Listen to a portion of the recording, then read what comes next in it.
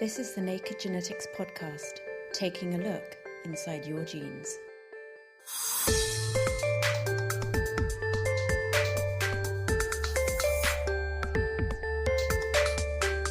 They suck your blood, hitchhike on your luggage, and are a growing threat to the tourist industry. Bedbugs are a big problem in the modern jet-set world, and scientists are using genetic techniques to try and understand why. Bedbugs were pretty much everywhere until about 1940. Then we found, just after 2000, reports started resurfacing again, and it looks like the bedbugs are now making a bit of a comeback. Feeling itchy yet? Plus, we look at the genetics of some other annoying insects, get to the bottom of the recent controversy about junk DNA, and our gene of the month is none other than Superman. This is the Naked Genetics podcast for October 2012 with me, Dr. Kat Arney, brought to you in association with the Genetics Society, online at genetics.org.uk.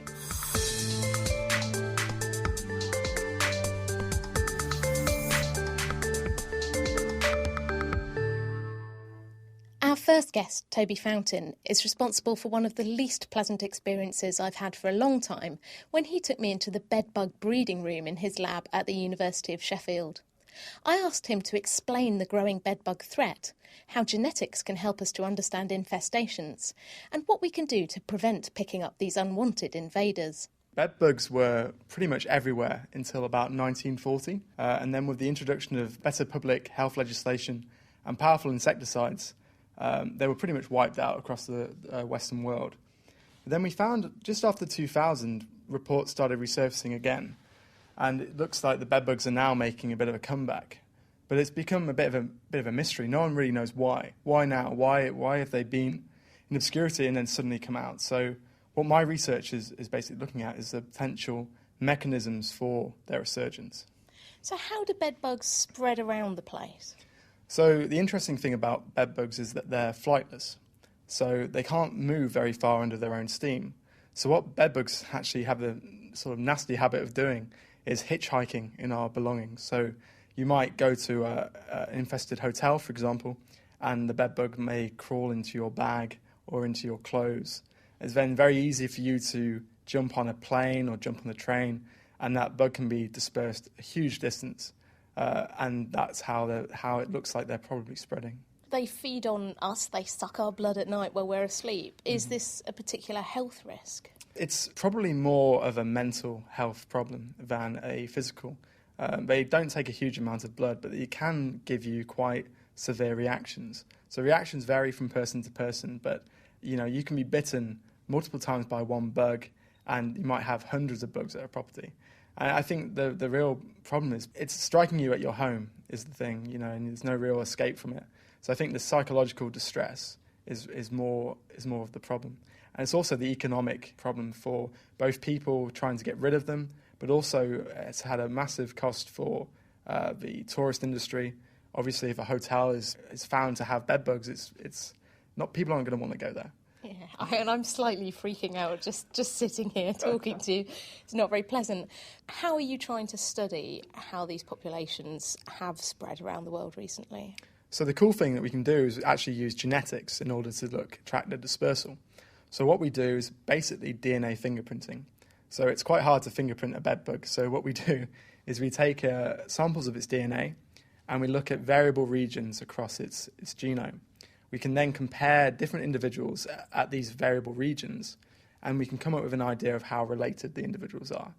So, for example, if we find, you've had a bedbug infestation at a hotel, we can genotype the bugs from there, and then also genotype a bug that you may have thought that you've brought home. Then we can match them and see how likely it is that they came from the same place. So this has a lot of practical applications because it means that in lawsuits and other things like that, we can prove that bugs have likely come from a hotel. So it means that people aren't getting wrongfully sued for it. So obviously a bedbug is very small and humans are very big and they don't drink a lot of blood. Why do they need to disperse if they've found, a nice place where they can live, where there's lots of humans? Why do they feel this need to travel the world? So we've been looking at a few possible answers to that. So one thing we looked at whether inbreeding was playing a role. So a lot of animals will actually disperse to move away from their brothers and sisters in order to avoid mating with them. the other possibility is that it's actually a lack of space. So what looks to be the driving factor is actually that bedbugs don't actually live in the bed a lot of the time. What they'll do is they'll live in small cracks and crevices surrounding the outside of the bed. And it looks like that these cracks and crevices actually have a certain capacity. And once they've reached this capacity, a bug has to move a bit further away. And it looks like as infestations become occupied, that becomes the driving factor, the search for space to hide away. That's also why it looks like if you go to a hotel and you leave your bag near the bed, for example, that's the ideal place for a load of new harbourage space for the bedbugs to crawl into. And tell me a bit about what your research has shown so far, so looking at populations of bedbugs and how they've changed around the world. So genetic diversity is a very important thing to look at because it's how species evolve. Having diversity is how you can adapt to new situations and conditions. What we're finding is that actually infestations have very, very low diversity. It looks like bedbugs are very inbred, and while that for most species that would be a big problem, it seems to not affect the bugs at all. They can still rapidly grow, and it looks like only a few individuals, a very small number of individuals, start infestations. So what we're seeing is that even one female that's been mated multiple times can come to your house or lay a lot of eggs very quickly, and within a few weeks you could have a big infestation on your hands. Obviously, when you look at species like humans, inbreeding is really bad, and we see inbred human populations and other animal populations having genetic problems from inbreeding. So this doesn't seem to be happening with bedbugs. So there are a few mechanisms that this could be. It could be that what we see is something called purging. So what happens is that you have a load of recessive genes, so genes that don't occur very often, and that these are lost very quickly. So every individual that has this gene dies, so the genes can't be passed on and are lost from the population. So once you get this purge, the bug's actually quite successful because they no longer have these deleterious alleles in the population. So that's one thing we're looking at as well. What should people do if they're concerned about picking up a bedbug infestation? What should they look out for? So the thing that we really want to emphasise is the importance of being vigilant and just looking out, reducing your chances of picking them up when you go to a hotel, and also, looking out for the signs. So if you think you're being bitten, you want to be looking out for little sort of brown spots around your bed. When they grow, they shed their skin, so you can also see shed skins around. You want to look around the cracks, around the mattress, around the obvious places that look like bugs may be hiding. And if you can catch them early, then they're not as hard to get rid of. And if you're aware, your chances of having a full-blown infestation are actually fairly small. That was Toby Fountain from the University of Sheffield.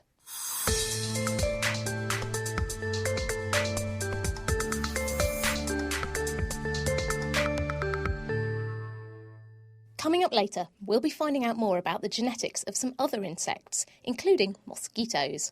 But first, it's time to take a look at one of the biggest genetic stories this month with science writer Nell Barry. In last month's podcast, I covered a news story about ENCODE, the Encyclopedia of DNA Elements, which has just been published. Over the past few weeks, a debate has raged over the findings from the project and, perhaps even more so, the way they've been reported. So Nell, what's going on here? What is ENCODE? As I understand it, this is kind of a big step on from the Human Genome Project. That was all about cataloguing all of the DNA code in the human genome, and this is about what all of those different bits of DNA actually do. Are they turning on genes? Are they part of genes? Are they regulating genes? All of those kinds of questions. So this is all about finding out what this massive toolkit that we have inside our cells is doing, and how it's doing different things inside different types of cells as well. In all the DNA we have in our cells, we sort of have this concept of, I guess it used to be called junk DNA, that there was an awful lot of the genome that wasn't really useful and only a very small percentage is genes. What do these new studies tell us? Well, the big headline that was coming out of a lot of the press reporting was that 80% of the genome is doing something. And the question became, well, what does that actually mean? What is it actually doing? Because it sounded like we were saying most of the genome isn't junk after all, which was exciting in one way, but also a lot of biologists felt like we already knew that. Junk DNA is one of those nice little phrases that doesn't really ring true with a lot of scientists, I think. It is really interesting because they're trying to find out exactly what all the DNA is doing, but we don't really have enough information yet to know how it all fits together. So it's almost like this massive bonanza of information that scientists need to get their hands on and really get to grips with. Because it did seem really exciting. It's like, well, we've got the genes, but then there's all these bits that switch genes on, switch genes off, bend round, fold up, do structural things. So that was quite exciting.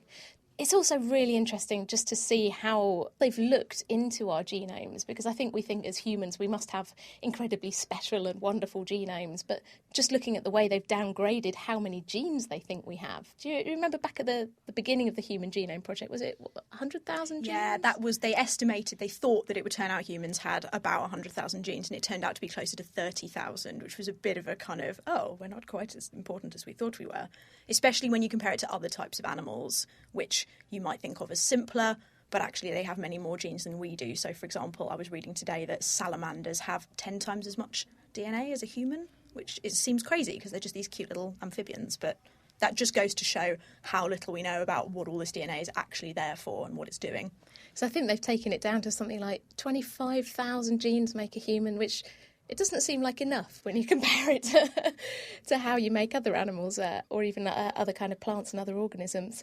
But one of the other interesting things about this whole story was the way it was reported, because this was a bonanza for science reporting. They published 30 or something papers simultaneously with a website and everything. Is this a new step forward for just publishing science? It certainly seemed like that to me, and I thought on one level it was great because I looked at this and thought it's kind of that really exciting, exploratory, blue skies type of science where you don't know what you're going to get out of doing this work, but you know it's going to be really interesting, and there's probably stuff in there that we don't even realise is going to be important in the future. So it's great to show people that side of science and get people excited about it. But on the other hand, there was this kind of need to come out with these really pithy statements about what ENCODE will do for us. Like, it will solve all diseases, it will tell us exactly what the DNA in our genomes is doing, and it's not quite there yet. So I think some of that got a little bit blown out of proportion. Where do you think we go from now with this kind of research and even with this project? Well, I think it's just a case of all this data is out there now and it's been produced by this consortium, which is great because it means that people can have access to it, researchers can use the data, and they can do whatever they want with it. It's kind of the sky's the limit. It's just your imagination can determine what you can do with this. So it'll be really, really exciting to see what comes out of it in the future. But I think that's probably the way we should look at it, is it's a tool for future research rather than this is an amazing research finding right now. And also I think finally we have to consign the phrase junk DNA to the dustbin of linguistics, do you reckon? Yeah, definitely. There was a lot of commentary on this, and I just kind of totally agreed with them when they said, oh, come on, this junk DNA thing, really, we've got rid of that idea already. It must be there for something, or perhaps it was once there for something that it's no longer doing. But it's just about understanding how everything's evolved over time, how it's still changing. It's not about saying this bit doesn't do anything, we shouldn't be interested. Because it's incredible. We have over 2 metres of what's basically biological string in every cell of our body, and it's coiled up in such a complicated way. I mean, I can't believe that much of it would stay in there if it wasn't needed. Yeah, exactly. And I think the other thing that I really liked with some of the blog posts I was reading about this was this idea that even if you have got DNA that currently isn't doing anything useful, that's almost like the fuel for future mutations. So it could mutate and change and suddenly do something quite interesting. And maybe that is the way that's fueling evolution. That could be something that's actually quite beneficial in the future. So there's a kind of other side to it as well, I think. So thanks very much, Nell. That's Nell Barry, science writer. And now here's a roundup of the rest of this month's genetics news. Researchers at the University of Sheffield, together with colleagues in Thailand, have made a big step forward in developing stem cell therapy for hearing loss, publishing their work in Nature. The team converted human embryonic stem cells grown in the lab into cells known as otic progenitors, the precursors of nerve cells called spiral ganglion neurons in the inner ear, which send sound signals to the brain. When they transplanted these progenitors into deaf gerbils, whose spiral ganglion neurons had been damaged, the animals had a roughly 46% improvement in hearing over 10 weeks, compared with deaf gerbils who didn't get the stem cell transplant. If scaled up to humans, the researchers think this might be the difference between only being able to hear loud noises like passing trucks or being able to hold a conversation. And in case you're wondering how you measure how deaf a gerbil is, the scientists measured the animal's brainwaves in response to noise, rather than trying to put a tiny pair of headphones on them.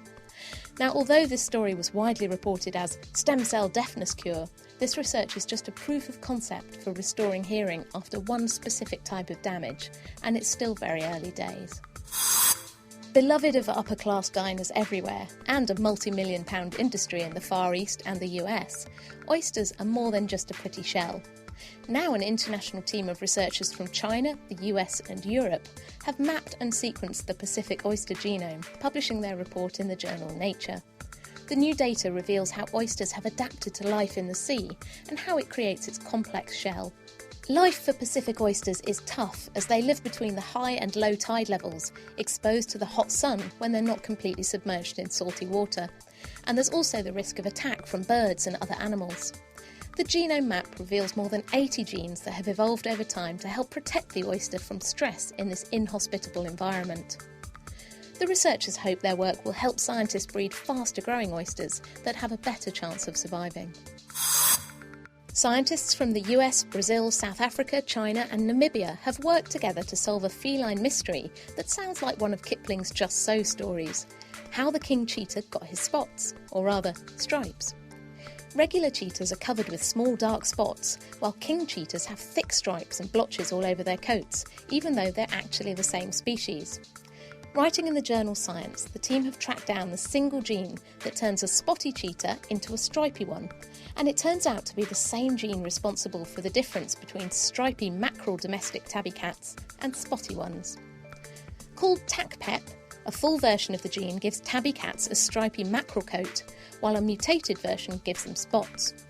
In the case of cheetahs, a different mutation is responsible for the king cheetah's coat pattern. Further research revealed that TACPEP probably controls zones within the animal's skin in which cells called melanocytes produce melanin. This is the dark pigment responsible for their spots or stripes. Faults in the gene lead to different shaped zones, resulting in different coat patterns. So no Just So story required. And finally, good news from people who suffer from allergies to pelargoniums, the popular houseplants. Scientists in Spain, led by the aptly named Begonia García-Sogo, have shown that adding 2 genes into the plants can prevent them from producing allergy-triggering pollen and make them live longer. Writing in the journal BMC Plant Biology, the researchers used a modified plant bacterium, Agrobacterium tumefaciens, to transfer the genes into plant cells. One gene encodes an enzyme that increases the levels of a plant hormone that prevents ageing. The other gene, originally from pea plants, destroys the plant's anthers. These are the plant's male pollen-producing organs. Plants carrying the new genes were more compact, with smaller leaves and flowers, but had more vibrant colours and lived longer than usual. The modified plants could be interesting to gardeners who want longer-lived displays, as well as sneezy indoor gardeners. The lack of pollen production also cuts the chances of the modified genes being released into the environment. But the additional genes still can't protect the plants against careless owners who forget to water them. And if you want to find out more about any of these stories, the references are all on our website. That's nakedscientist.com/genetics.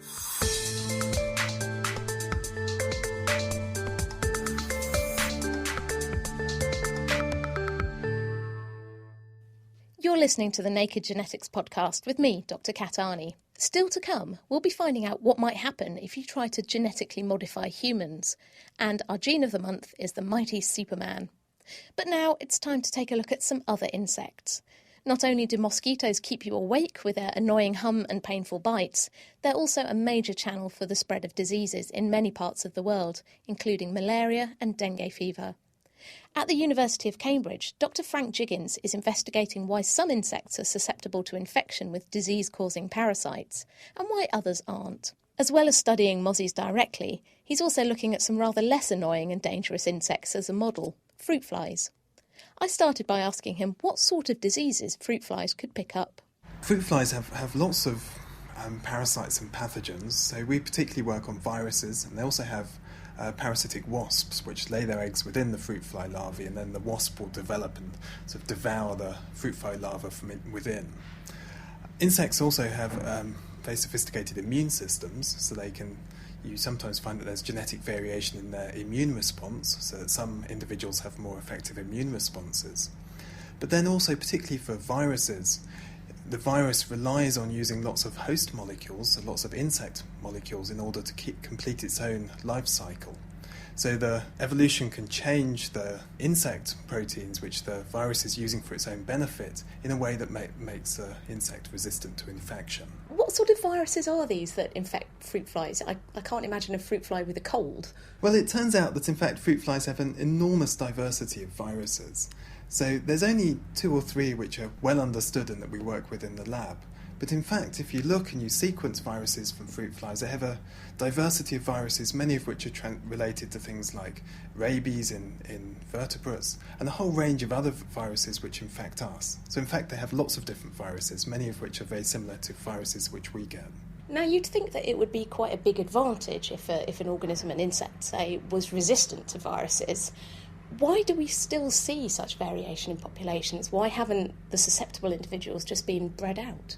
Yes, so you'd expect, due to natural selection, that you'd end up with everyone in the population would become resistant and that you wouldn't be left with any susceptible individuals. So there's 2 possible reasons why you still get susceptible individuals. So one possibility is that being resistant is very costly. It might take a lot of resources, or you might suffer from autoimmune disease if you have a very active immune system. So it might be that for some individuals it's better to be susceptible and take the risk of becoming infected to avoid all those costs of being resistant. But one thing which we're finding with viruses is that the reason why you see so much variation is that the parasite itself keeps changing. So as soon as the insect evolves to become resistant, then the parasite or the virus will change and overcome that resistance. So this leads to an evolutionary arms race, as the host or the insect needs to keep evolving new ways of becoming resistant. So you get new genes arise or changes to genes in the insect population, and these are continually spreading through the population. So when we turn up and we look at that population, we see lots of variation, and that's because the resistance genes are spreading through the population as the susceptible individuals are being killed off by the infection. Tell me a bit about the work you're doing in mosquitoes. How do some mosquitoes become resistant to, say, malaria parasites or other parasites? Other people have worked on malaria, and they found that there's variation in some of the immune genes which recognise malaria parasites. And that means that some mosquitoes in populations are resistant and can't transmit malaria, and others are susceptible and do transmit malaria. So we've been working on a mosquito which transmits lymphatic filariasis, which is caused by a small nematode worm. And we haven't yet found the gene, but we find that there's a single gene which controls resistance to this worm. It's got very, very simple genetics. So we're currently trying to identify which gene it is which is preventing some mosquitoes from transmitting the infection. Presumably then maybe you could breed or select mosquitoes that don't transmit the infection, release them into the wild and hope that it would reduce the transmission of the disease. So that's really the difficult bit. So finding the genes is the easy bit. So finding out why you get resistant and susceptible things is easy. The difficult thing is then trying to modify the mosquito populations so that they all become resistant.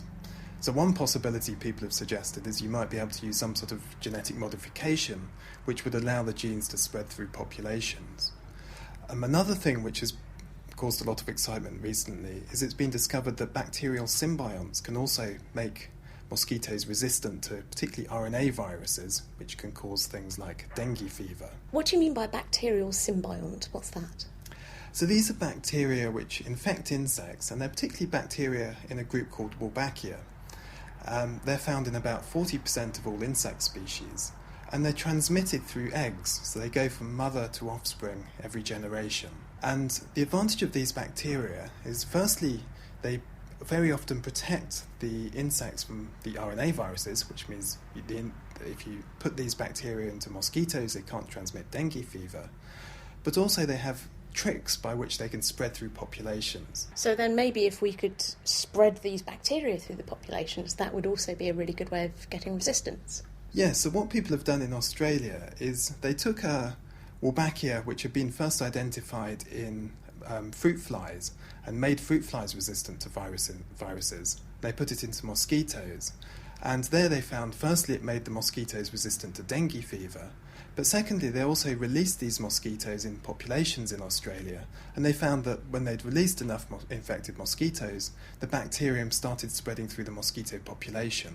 So you can see that hopefully this might lead to a way in which you could spread the bacterium through natural populations of mosquitoes and potentially interrupt the transmission of diseases like dengue fever.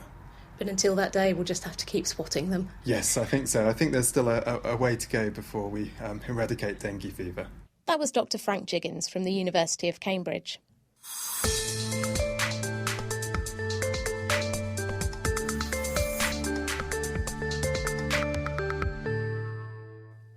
Now it's time to look at your burning genetics questions with the help of naked scientist Louise Anthony. Hello, this month Ricardo Santiago has emailed us to ask, it is already possible to identify a person who has a genetic disease that they could pass on to their children. Is it likely that it will be possible in the future to genetically treat reproductive cells to correct them and suppress transition of the disease? We're speaking to Professor Joe Poulton at the University of Oxford. It is actually already possible to alter genes in germline cells. And this has already been done in several species, including mice, sheep and cows. That's what would be needed to prevent a mutated version of a gene from being passed on and causing disease. The problem is we don't know what the long-term consequences of germline gene therapy would be for children born as a result. It's possible that you might have missed target and that other genes would be affected in the process when you were correcting the initial mutation. Many people also feel that this sort of therapy would contravene a child's human rights, as they would have no choice of whether the genetic material was altered or not, and actually also that they would need to be followed up long-term into adult life to check up on the actual type of correction that had been done. There's also some concern that correcting genetic diseases in this way could be the thin end of the wedge leading to designer babies. But there is a group of diseases, inherited defects, where the defect isn't in the main nuclear genome itself, it's in mitochondrial diseases where mitochondrial DNA is affected. So mitochondria are the powerhouses of the cell. They provide energy. They're actually descended from bacteria, which paired up with cells about 2 billion years ago and became intracellular power supplies. Importantly, that event means that they have their own genome, and many mitochondrial diseases are caused by defects in mitochondrial DNA. Mitochondria are inherited in egg cells, and because of this, the technology now exists to replace the mitochondria from a damaged mitochondria that are maternally inherited carrying a disease with an IVF-type technique. And this would prevent the baby from inheriting a disease. It would also mean that the child would have genetic material from both parents and from the egg donors. That's a three-parent family. There's currently public consultation underway in the UK to discuss whether or not this will be ethically sound, which I personally think it is. The problem is that because there are other options available, which we already know are safe, which we don't know about nuclear transfer, it's likely to be many years before mitochondrial replacement would be offered outside very, very closely regulated clinical trials. That was Professor Joe Poulton from the University of Oxford. And if you've got any questions about genes, DNA and genetics that you'd like us to answer, just email them to genetics@thenakedscientist.com. You can tweet us @nakedgenetics or post on our Facebook page and we'll do our best to answer them. And finally, our gene of the month is Superman. This time, the name comes from the world of plant genetics, as the gene was first discovered in Arabidopsis, a type of cress that's often used as a model plant. Flowers from plants with a faulty version of Superman have extra male parts, the pollen-producing stamens, and fewer carpels, the female seed-producing bits. Superman is switched on very early in flower development, and it plays an important part in distinguishing these different organs. In 2002, there was an interesting plot twist when researchers in the US discovered a gene that could switch off Superman in plant cells. What else could they name it but kryptonite? And finally, there's one more related gene, a weaker version of Superman, dubbed, of course, Clark Kent. That's all for now. I'll be back again next month finding out about a different type of bug. We'll be looking at the genetics of bacteria. If you've got any questions or feedback, just email me at genetics@thenakedscientist.com. You can also get in touch through the main Naked Scientist Facebook page. That's nakedscientist.com/Facebook, or by tweeting @nakedgenetics. Don't forget that every episode of the Naked Genetics podcast is available on iTunes or online at nakedscientist.com/genetics. The Naked Genetics podcast has been brought to you in association with the Genetics Society, online at genetics.org.uk. I'll see you next month for another peek inside your genes.